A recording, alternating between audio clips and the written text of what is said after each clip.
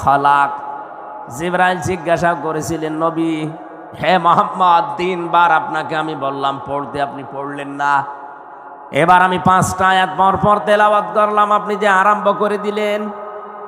নবীজি প্রশ্ন ছড়ে দিলেন, ইয়া আখি জিবরাইল, হে ভাই জিবরাইল, বারবার আপনি আমাকে শুধু বলেন যে পড়ো পড়ো পড়ো, তে আমি কি পড়বো?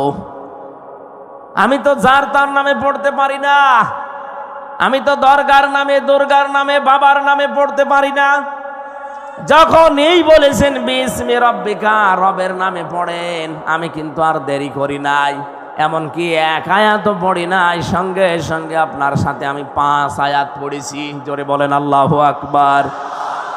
এখান থেকে নবীজি তার উম্মতদেরকে কিয়ামত পর্যন্ত শিক্ষা দিতে চাইলেন, আমার উম্মতেরা, পৃথিবীতে যদি লেখাপড়া করতে হয়, এই পৃথিবীর কারো নামে পড়া জায়েজ নেই, পড়তে হবে কার নামে? আরো জোরে বলেন, কার নামে? এ পাবনা দারুল আমান ট্রাস্টে পড়া হয় কার নামে? এ বাংলাদেশে বহু প্রতিষ্ঠান আছে যেখানে আল্লাহর নামে পড়া এখনো আরম্ভ হয়নি, যেখানে বাবার নামে পড়া হয় না। আমরা যারা দায়িত্বে আছেন, শিক্ষা মন্ত্রণালয়ে যারা দায়িত্বে আছেন, তাদেরকে আমরা 96% মুসলমানের দেশে ওদের তো আহ্বান জানাচ্ছি, শিক্ষা ব্যবস্থা আল্লাহর নামে পড়া আরম্ভ করা লাগবে। আপনারা এ দাবির পক্ষে আছেন না? বলেন।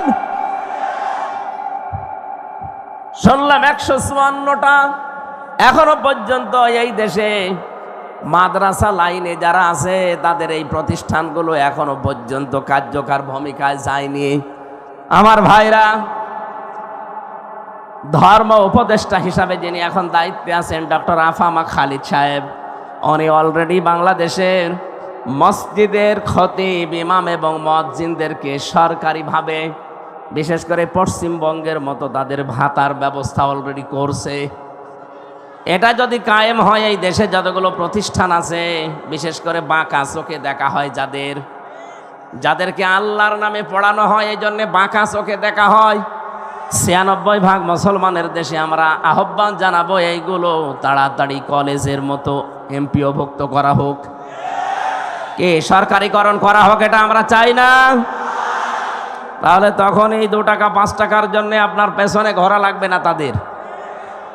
নবীজি বললেন, জিবরাইল বারবার আমাকে বলেন যে পড়ো পড়ো পড়ো, আমি পড়বো কি? যখনই বলেছে বিসমি